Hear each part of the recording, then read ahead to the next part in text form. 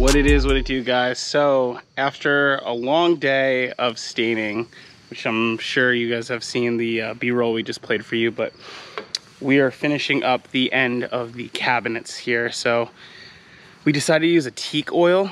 We talked about using like a polyurethane or something along those lines, but that can have like a really strong scent and smell and can actually linger for weeks. So we wanted to go for something more natural. I wanted to treat the wood with something that was going to be a little bit more forgiving. Now the thing with teak oil is that you're going to probably have to do it every 2 to 3 years because the wood is going to just continue to get absorb it and get drier as the years go on. But as you can see over here, Denise is just finishing up this cabinet over here. This is the driver's side cabinet. We haven't done the interior because we wanted to be sparing on the amount of oil we had. We bought 3 containers of the Watako, I believe is how you say it, right here. We're simply using rags, like these like t-shirt material rags you can buy in boxes at Home Depot or Lowe's, and just rubbing it on. You know, it's easy to apply.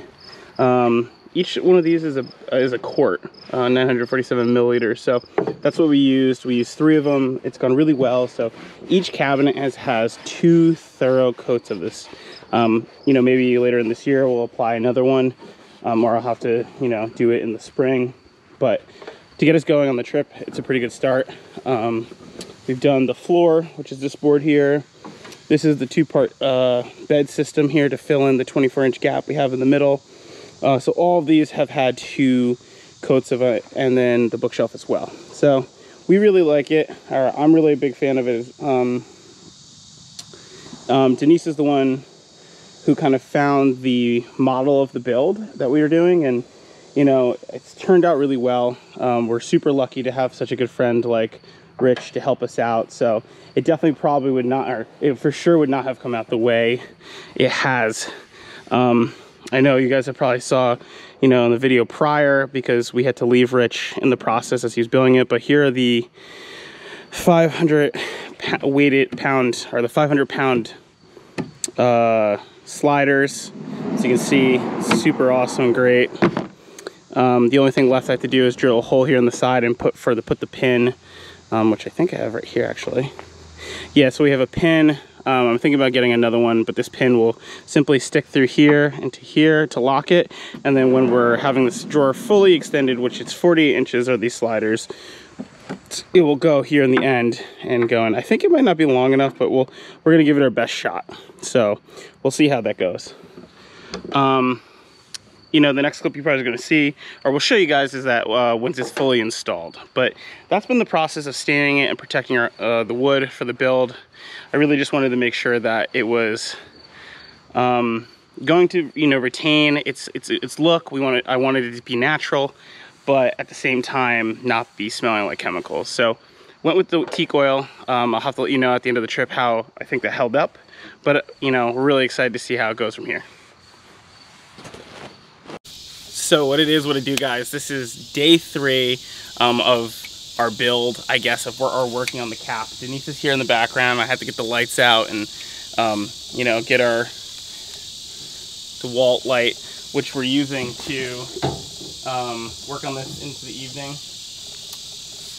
So today was my mom's birthday, so it's August 11th, and we had to make sure that we spent time, you know, celebrating her birthday, and you know, making sure she felt, you know, loved and celebrated, you know, even with amongst all this craziness. So right now we are finishing up the top of the cap. We are putting in a liner, which is like a speaker liner, similar to your trunk, which you know might be familiar with. Denise did a lot of research on what would be best, and it seems like this is the best one. So you probably will see a time lapse, or just a small clip of the sequence we started on. You know, yesterday night it was crazy. It was dark. We thought a storm was going to come in, but you know, you got to plug away, and we got to get this going. So tonight we're going to finish up the liner. And we'll probably do a small time lapse so you guys can see that. Some of the caps you can buy from Lee or Aerie may actually have this pre-installed, or you may have this done by a professional. We're just trying to save money and get this done. We spent about $40 per bundle, and it was about 20 feet by 4 feet.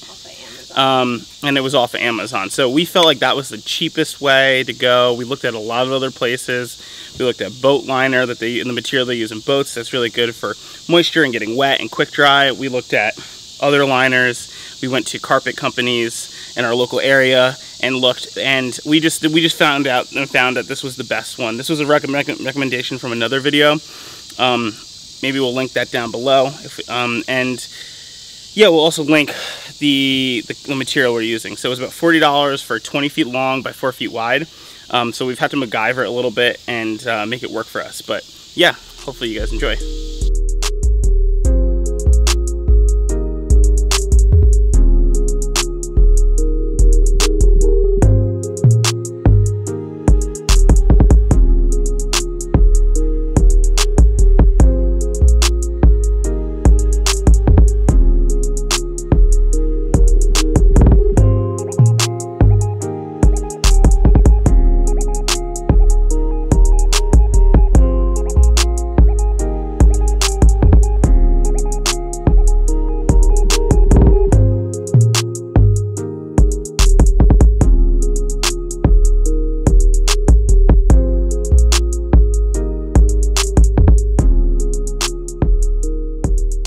So Denise has done like a really great job here on making sure that everything is laid out well with carpet liner. This is, may not be everybody's technique, but this is the way we're doing it.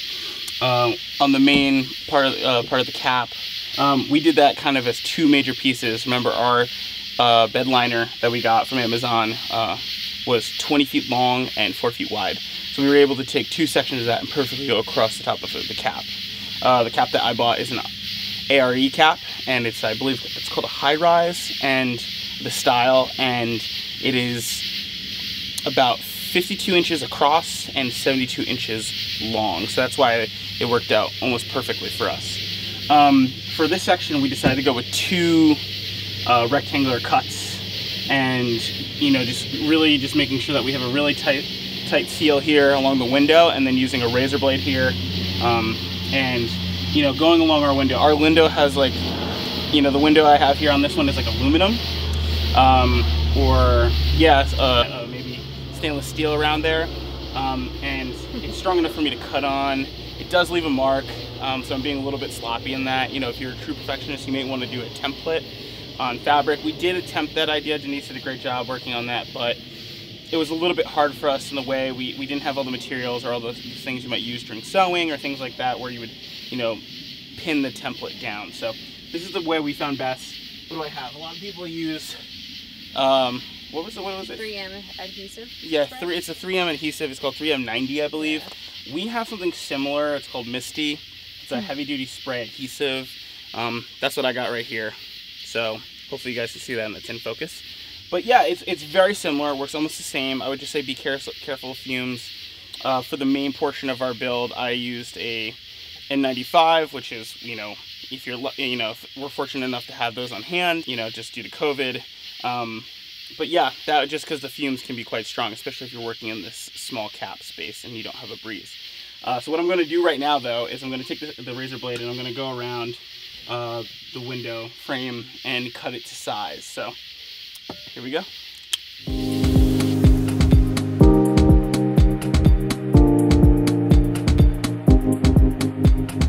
Voila! So this is one of our windows here. This window does not open, but yeah, this is how it works. This is loose up here because there's no adhesive back here. We actually have original, the other liner from the top of the cap that comes down. So yeah, it looks really clean. We'll put more adhesive in here. There's even another layer to the window here, and we'll cut that to size just to make it look seamless. But overall, it's turned out great. Denise did a great job, and hopefully that was helpful for you guys.